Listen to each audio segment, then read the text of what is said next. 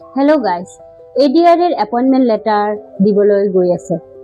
ADR appointment letter দিব 9 তাৰিখ আৰু 10 তাৰিখে সৰুসজাই ষ্টেডিয়ামত ৰাতিপুৱা 10টা বজাৰ পৰা।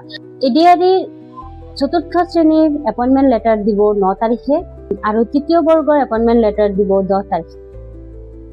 বহুতে মোক এইটো প্ৰশ্ন কৰি আছে যে কিবা অসুবিধা থাকিলে তাত নগলেও হ'ব নেকি?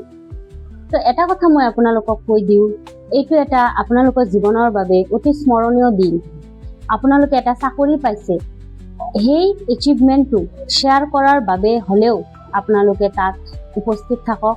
আমাৰ CM ছাৰৰ মূল্যৱান ভাষণসমূহ আপোনালোকে শুনক আৰু আপোনালোকে নিজে তাত গৈ মটিভেশ্যন পাব, আনকো মটিভেট কৰিব পাৰিম। এনেকুৱা নহয় যে তাত আপুনি নগ'লে এপইণ্টমেণ্ট লেটাৰ নাপায়, আপুনি পাব।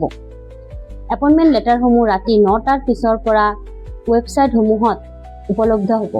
আপুনি যিটো বিভাগত চাকৰি পাইছে সেই বিভাগৰ ৱেবছাইটসমূহত উপলব্ধ কৰোৱা হ'ব। চতুৰ্থ শ্ৰেণীৰ এপইণ্টমেণ্ট লেটাৰ উপলব্ধ কৰোৱা হ'ব ৰাতি 9টাৰ পিছত 9 তাৰিখে। তৃতীয় শ্ৰেণীৰ দিব 10 তাৰিখে ৰাতি 9টাৰ পিছত আৰু ট্ৰাইবৰ এপইণ্টমেণ্ট লেটাৰ ৰাতি 9টাৰ পিছত 11 তাৰিখে ৱেবছাইটসমূহত দি দিয়া হ'ব। এই এপইণ্টমেণ্ট চেৰেমনিবিলাকত ডিপাৰ্টমেণ্ট ৱাইজ ষ্টল বহোৱা হ'ব। তাত আপোনালোকৰ ৰেজিষ্ট্ৰেশ্যন কৰাব লাগিব। সেই ৰেজিষ্ট্ৰেশ্যন হিচাপে যদি 100টা বা তাতকৈ কম এপইণ্টমেণ্ট লেটাৰ ডিষ্ট্ৰিবিউট কৰিব লগা থাকে, তেওঁলোকে ফিজিকেলি ডিষ্ট্ৰিবিউশ্যন কৰিব। তাতকৈ বেছি থাকিলে অনলাইনত দিব।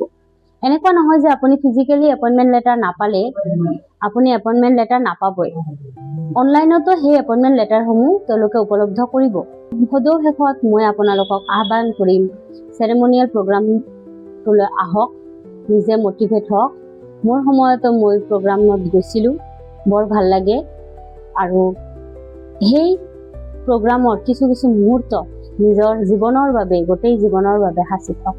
Thank U.